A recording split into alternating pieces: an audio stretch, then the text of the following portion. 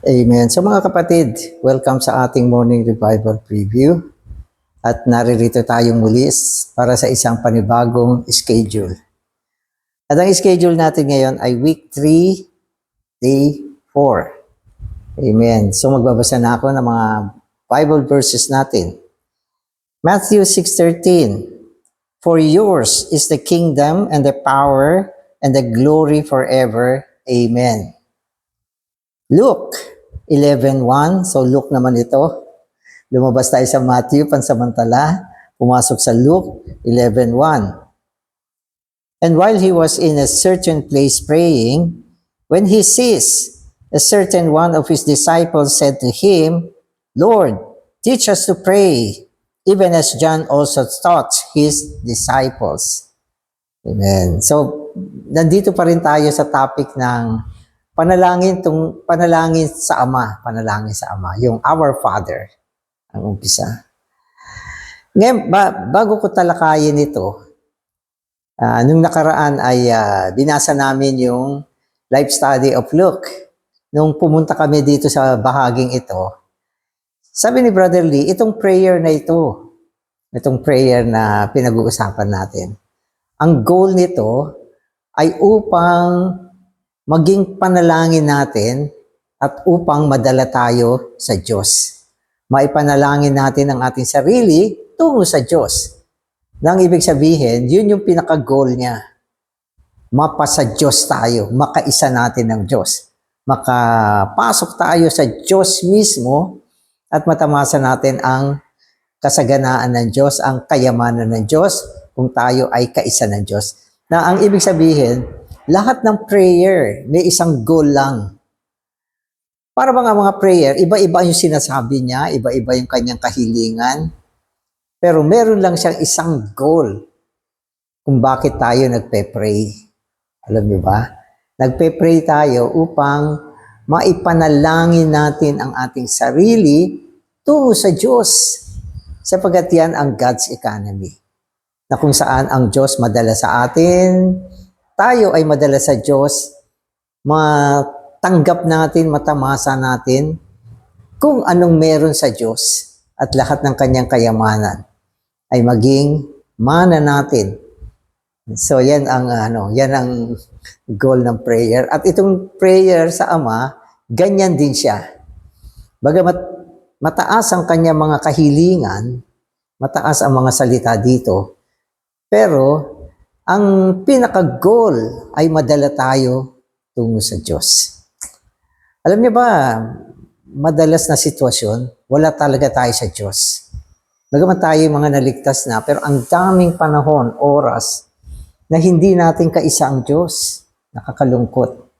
At madalas, tayo ay mula sa Diyos na nakakalabas na maraming mga factor. Nilalabas tayo ng ating emosyon. No? Kung minsan, nagiging sobrang emotional ka, na nailalabas mo yung sarili mo sa Diyos at naibabaling ka sa emosyon.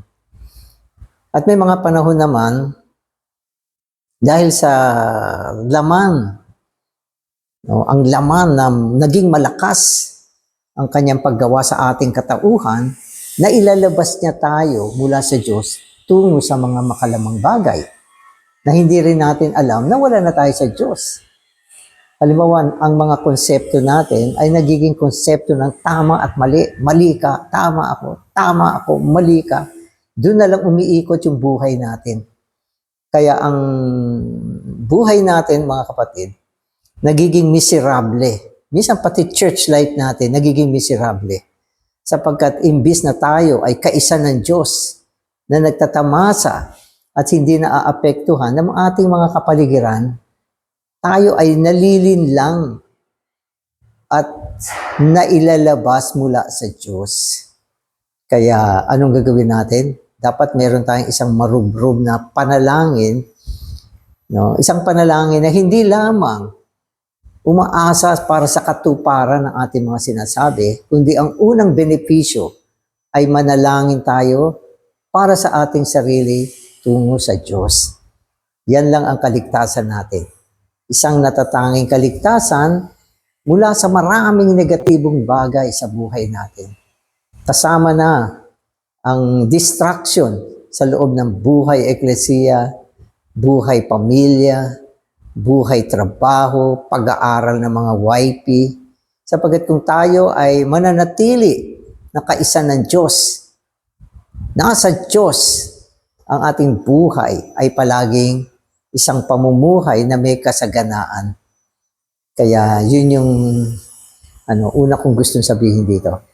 Pero tingnan natin kung anong sinasabi ng ministeryo. So magbabasa na ako. Amen.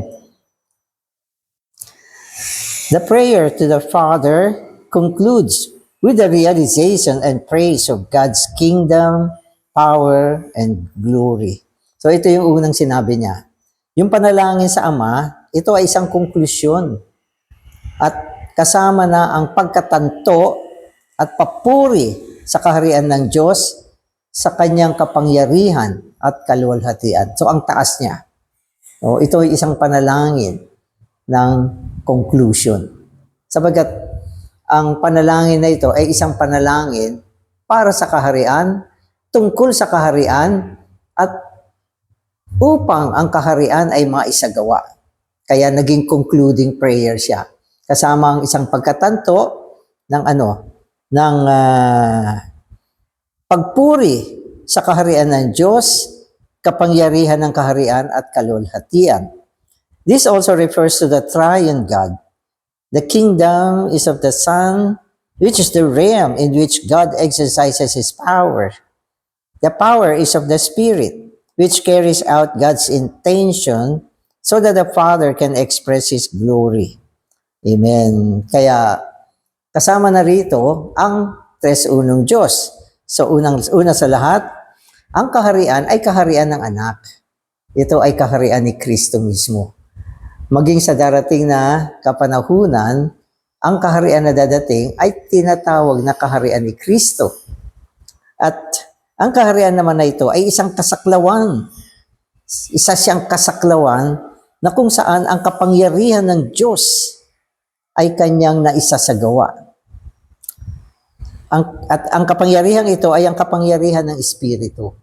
Ang kapangyarihan ng Diyos ay ang kapangyarihan ng Espiritu, at sa loob ng kaharian na ito, na tinatawag nating kaharian ng mga kalangitan, na isasagawa ng Diyos ang kanyang kapangyarihan at ang kanyang intensyon na maihayag ang kanyang kaluwalhatian. So pwede ko sabihin, yung kaharian ng Diyos ngayon, nandito rin siya sa gitna ng kaharian ng pangkasalukuyang sanlibutan na pinaghaharian ni Satanas. So ang mundo, ang buong sanlibutan ay pinaghaharian ni Satanas. Subalit, dinala ng Panginoong Hesus ang kaharian niya dito sa lupa ngayon. Sa gitna ng buong sanlibutan, merong isang kasaklawan, kaharian ng mga kalangitan, at sa loob ng kaharian na ito, walang bagay si Satanas, kundi nandito ang kapangyarihan ng Diyos, na siyang kapangyarihan ng Espiritu para isagawa niya ang kagustuhan ng Diyos at upang maihayag ang Diyos sa loob ng kaharian na ito. Kaya nandito siya ngayon. Pwede mo sabihin, ang buong sanlibutan ay pinaghaharian ni Satanas. Tama yan. Pero sa gitna ng sanlibutan ngayon, sa sangkalupaan ngayon, nadala ng Panginoon ang kanyang kaharian. At tinatawag itong kaharian ng mga kalangitan. At ang maganda, dinala rin niya tayo sa loob ng kaharian na ito. Nandito pa ba tayo sa sanlibutan? Nandito tayo. Pero may isang kasaklawan na kinalalagyan natin na tinatawag na kaharian ng mga kalangitan. At dito, isinasagawa ng Panginoon ang kanyang kapangyarihan.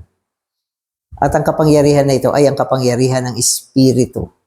So dapat, itong mga bagay na ito hindi natin nakikita. Pero dapat matanto, magkaroon ka ng pagkatanto sa mga bagay na ito. Ang buhay ko, ang buhay na dinala ng Panginoon sa akin ngayon, ay isang buhay ng kaharian. Namamahala siya. At pwede natin sabihin, ito yung church life ngayon. Kaya mga kapatid, Huwag ninyong papasukin sa church life ang anumang mga bagay ng sanlibutan. Walang lugar ang church sa church life. Yung mga bagay ng sanlibutan, itaboy mo yan. At wala ring lugar ang ating sarili, ang ating laman, ang ating konsepto, ang ating pag-iisip, ang mga negatibong bagay dito sa kaharian na ito. Pinapalayas natin yan. Kaya ito ay isang kasaklawan na kung saan ang kapangyarihan ng Diyos ay naisasagawa niya. Anong kapangyarihan niya, brother? Yan ang kapangyarihan ng Espiritu. At yan ay gumagawa ngayon sa buong kasaklawan. Kaya lahat itong pinag-uusapan natin tungkol sa kaharian ay mga bagay na imposibleng gawin ng laman. Kaya ang Espiritu lang ang merong lugar, pwesto sa loob ng kaharian para isagawa ang walang hanggang layunin ng Diyos. So yan yung kailangan makita natin sa ating pananaw ngayon. Amen. This indicates that the prayer that the Lord taught us to pray begins with the triune God. In the sequence of the Father, the Son, and the Spirit. Amen. Okay. So yung naalala ninyo, yung sequence ng prayer natin ay prayer para sa tres unong Diyos. Sa Ama, ang kanyang pangalan, maipalaganap. Sa Anak, ang kanyang kaharian ay dumating nawa. Sa Espiritu, ang kanyang kagustuhan maisagawa. Lahat ng prayer na yan ay mga prayer pangkaharian yan. Ang sequence, Ama, Anak, at Espiritu. So, ang linaw ng mga sinasabi rito. Amen. Amen. Thus the prayer taught by the Lord in His supreme teaching begins with God the Father, ends also with God the Father. God the Father is both the beginning and the end. Kaya sa prayer na ito, nag-umpisa siya sa triune God, particularly sa Ama. Sa umpisa, sa Ama agad. At sa kahuli-hulihan, na-conclude din siya, natapos siya sa Ama din. Kaya yung Ama siya ang Alpha at Omega. Amen. Such a crucial prayer surely increases our seeking of the kingdom of the heavens as the Father's heart's desire and affords us our need of the divine supply of grace to fulfill all the supreme and strict requirements of the kingdom of the heavens for the Father's good pleasure. Amen. So anong ginagawa ng prayer na ito? Sinasabi rito, pinalalakas niya ang ating paghahanap sa kaharian ng kalangitan. Ibig sabihin, ang panalangin na ito, mga kapatid, lalo niyang pinapalawak, pinapalakas, pinapatindi ang ating paghahanap sa kaharian ng mga kalangitan. Kasi kung walang prayer, wala kang nararamdaman. Sasabihin ko sa inyo, pag kayo ay hindi na nanalangin, wala kayong nararamdaman. Malakas ang inyong emosyon, takbo ng utak, at ang mata natin lagi nakadilat, nakikita ang mga negatibong bagay, ang tenga natin, ang talas sa mga makalamang bagay. Ganyan na nagiging sitwasyon natin. Pero kung mananalangin ka, hindi ka masyado mahihipo ng mga natural na bagay. Kasi yung mga natural na bagay, yan ang sumisira sa ating church life. Nakikita mo kasi, nadidinig mo, umaandar sa utak mo, naaapektuhan ang emosyon mo. Kaya anong gagawin mo? Dapat mapanalanginin ka. Mag-pray ka na mapalaya ka sa mga ganyang bagay. Pumunta ka sa kwarto, lumuhod ka, Panginoon. Gusto kong makaisa ka ngayon. Madala ako tungo sa iyo. Ikaw ang aking fortress, kanlungan. Takasan mo yung mga bagay na kaguluhan. Takasan mo maski yung emosyon mo. At lahat ng ito ay sa pamamagitan ng panalangin. Amen. At bukod dito, dito sa panalangin na ito, tinutustusan tayo ng ating pangangailangan. Kahapon ang binabanggit natin, bread. Yung bread na material. Pero, dito binanggit, ang kailangan natin ay grace. Alam niyo ba? Kung minsan yung bread, hindi mo naman kailangan ipag-pray yan eh. Dumadating na lang yan eh. Sabi ng Panginoon, ang totoong bread ay grace. Mga kapatid, ang naprosesong triune God bilang tustus natin para sa ating kalakasan. Yan ang totoong grace. Yan ang totoong bread. Ang bread ay grace. Kasi tayo sobrang concern natin sa mga material na bagay. Panginoon, konti na lang yung bigas ko. Hindi pa sumweldo yung asawa ko. Ang dami na naman mga paparating na mga bills. Ay, nako. Yung mga nagdaan, hindi mo ba nabayaran yung mga bills mo? Hindi ka ba nakakain? Hindi ka naman namatay sa gutom? Pero bakit palagi na lang ganyan?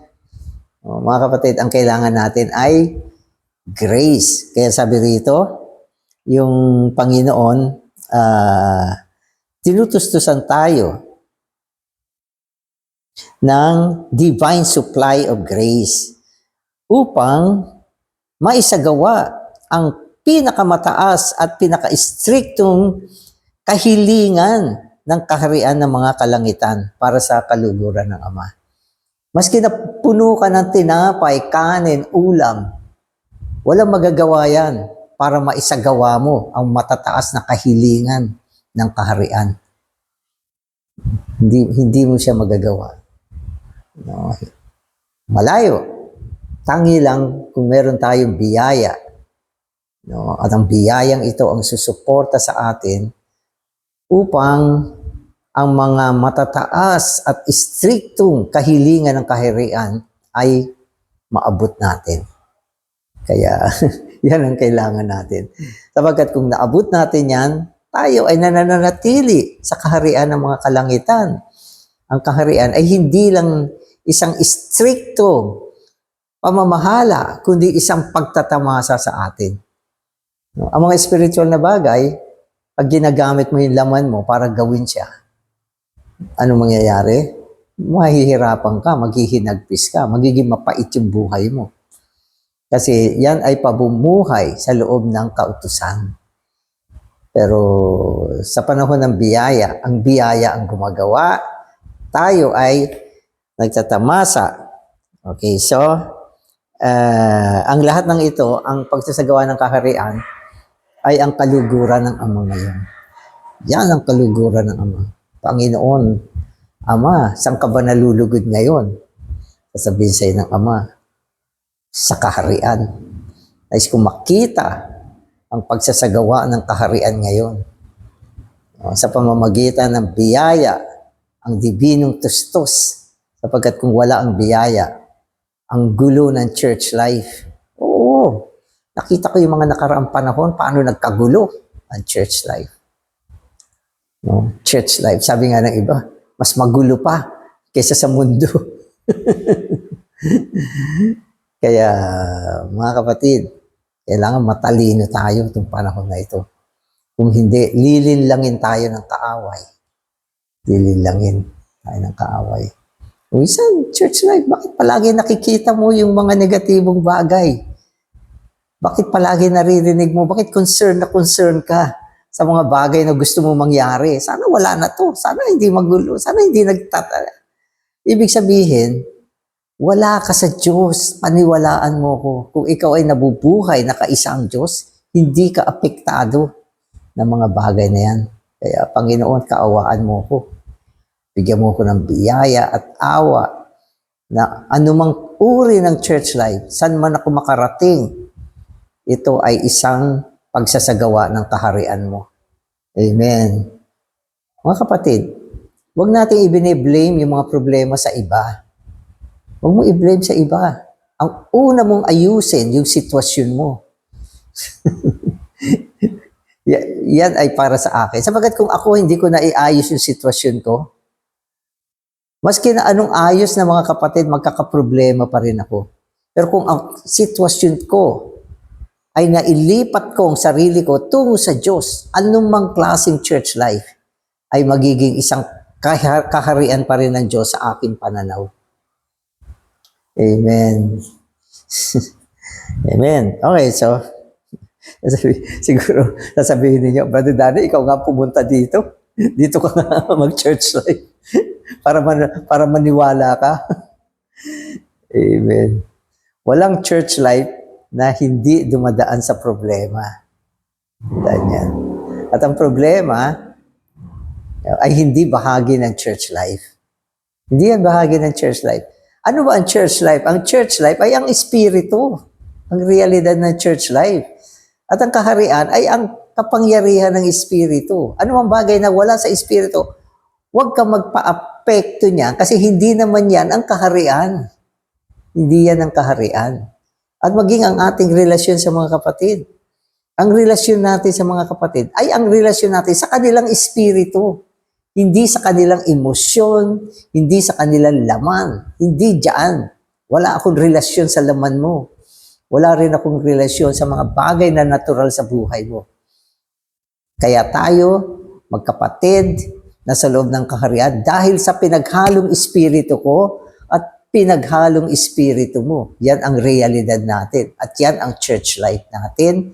At yan ang kasaklawan na siyang magsasagawa ng kaharian ng Diyos. Amen. Malalalim kasi itong mga sinasabi ko. Pero manalangin kayo.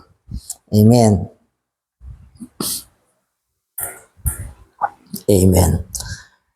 So today's reading na ako, in Luke 11:1-13, we have the man Savior's teaching concerning prayer.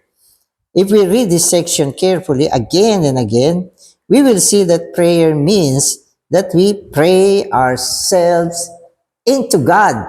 Yan ang sinasabi ko. What is prayer? Prayer means that we pray ourselves into God. Yan ang goal ng prayer, yan ang resulta ng prayer. Ano man prayer na hindi nadala ang sarili mo tungo sa Diyos, hindi prayer yan. Dapat ang resulta ng ating prayer ay naipanalangin natin ang ating sarili tungo sa Diyos. Maski na i-recite mo ito, pwedeng mangyari na hindi ka pa rin nadala tungo sa Diyos. Nakakalungkot. Pagkatapos mo mag-pray, nandun pa din yung mga sentimento, yung mga galit, yung mga kahinaan mo. Hindi pwedeng mangyari yon kung totoo na nadala ka sa Diyos. Amen. Sapagkat sa Diyos, walang ganyan. Anong meron sa Diyos? Kasaganaan ng buhay, kapayapaan, pag-ibig, at kaligtasan, deliverance. Diba? Kapag ikaw ay nasa Diyos, ang iyong pakiramdam ay maayos, maginhawa, meron kang comfort, meron kang peace, meron kang joy. At sinasabi sa atin, ang ating kaisipan na nailagak sa Espiritu ay buhay at kapayapaan. Kailangan paniwalaan mo yan. Amen. Amen. Luke 11:1 says, while he was in a certain place praying, when he ceased, a certain one of his disciples said to him, Lord, teach us to pray. Amen. We do not know what the Lord was praying for. Amen. When the disciples saw him praying, they wanted him to teach them to pray. Then the Lord went on to say, when you pray, say, Father, your name be sanctified, your kingdom come. Give us each day our daily bread, and forgive us our sins. For we also forgive everyone indebted to us, and do not bring us into temptation. Amen. So, nung nakita nung isa sa mga disipulong Panginoon na nanalangin, at nung huminto ng Panginoon, sabi niya, Lord, teach us to pray. So, ibig sabihin, maganda ito. Tulungan mo kami, turuan mo kami paano manalangin. At dahil dyan sa request na yan, tinuro ng Panginoon ang panalangin sa Ama. At itong panalangin na ito, tinuturing natin isang panalangin tungkol sa kaharian.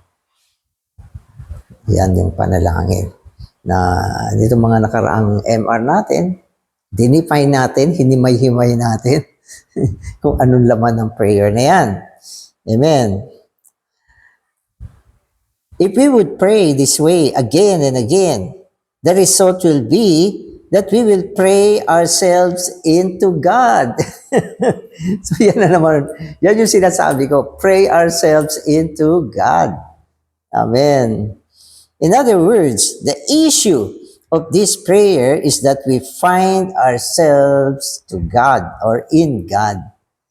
So, ang purpose ng prayer na ito ay upang madala ang ating sarili tungo sa Diyos.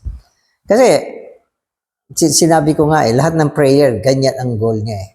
Kaya maraming beses na inuutusan tayo mag-pray, laging mag-pray, huwag tumigil ka ka-pray. Praying always, unceasingly pray, in all things pray, pray ng pray. Bakit?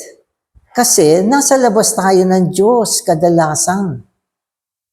Bakit madaling uminit yung ulo mo? Kasi nasa labas ka ng Diyos. Bakit nag-hysteria ka? Kasi nasa labas ka ng Diyos.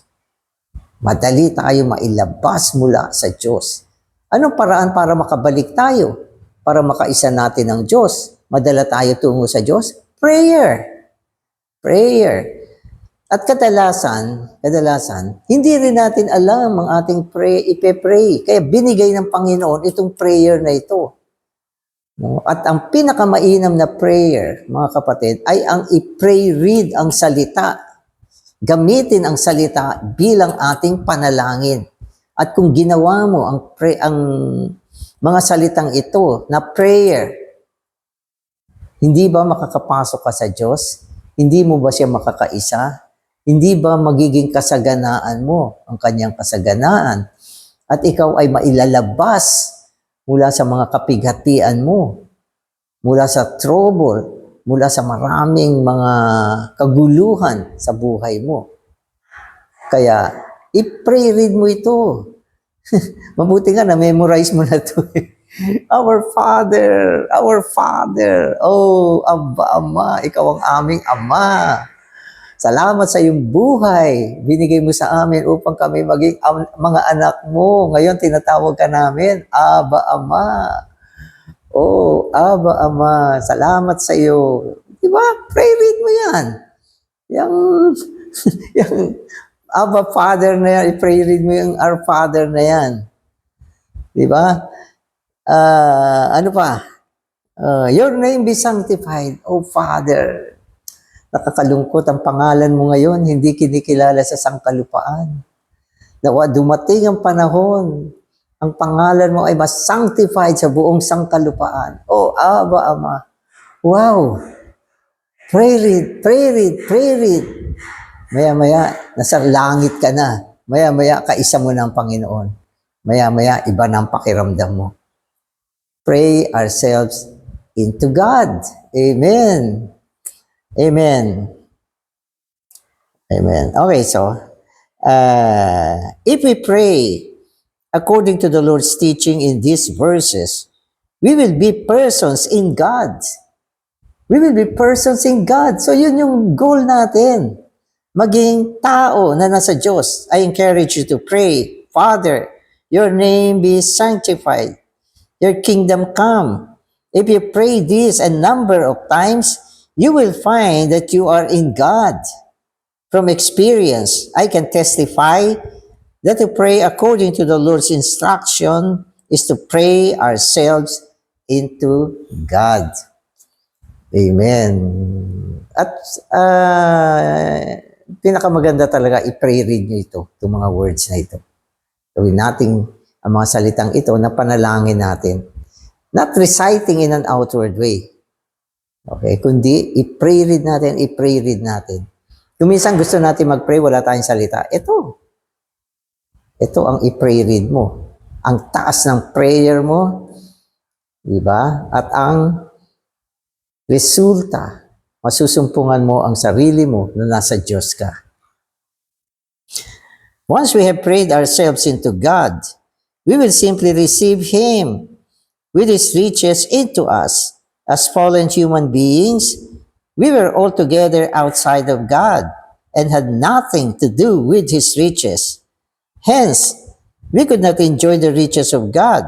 We need to pray ourselves into God, and then, as those in Him, receive Him and His riches. Amen. Kasi ang problema natin, fallen tayo eh. Bilang mga fallen na tao, ang dali nating mailabas mula sa Diyos. No? Kaya ang ating pwede lang gawin ay tuloy-tuloy na nananalangin. Tuloy-tuloy na nananalangin. Oh. Sabagat kung minsan, pag naapektuhan ka na ng mga negatibong bagay, nakakalimutan mo na rin manalangin. Magiging lugmok ang condition mo, aba ang condition mo. Ito, kumusta ka na, sister? Ito, ang gulo ng buhay ko, pati church life. Ito, gusto ko nang lumabas. Hindi nakakatulong ang mga kapatid. Lugmok ka na. Kailangan bigyan ka ng liwanag ng Panginoon. Nawa itong preview natin makatulong sa'yo. Ang kaya niyang gawin, bigyan ka ng liwanag sa sitwasyon mo. Pero hindi ka kayang tulungan ng preview para umunlad. Tulungan mo yung sarili mo. Kaya, mamaya mag-pray ka na, mag-pray read ka na. At maniwala ka. Mababago ka. Magbabangon ka uli mula sa pagkalugmok mo.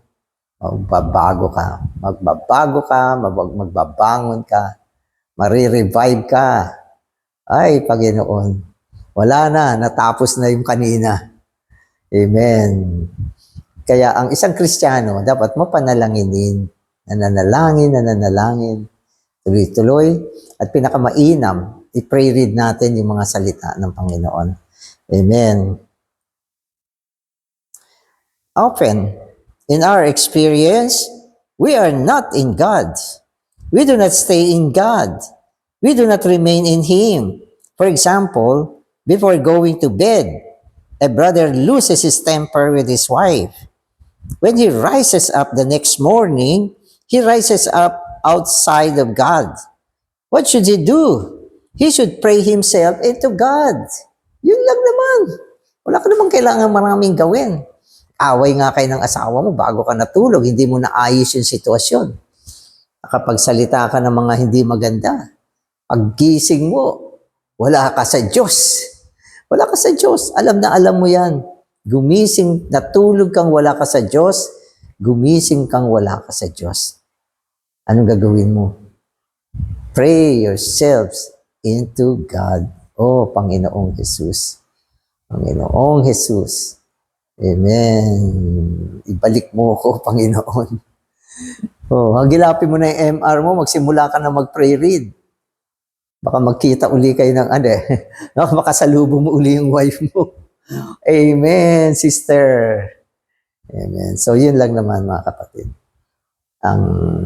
Tayo mga believer, itinalaga para manalangin.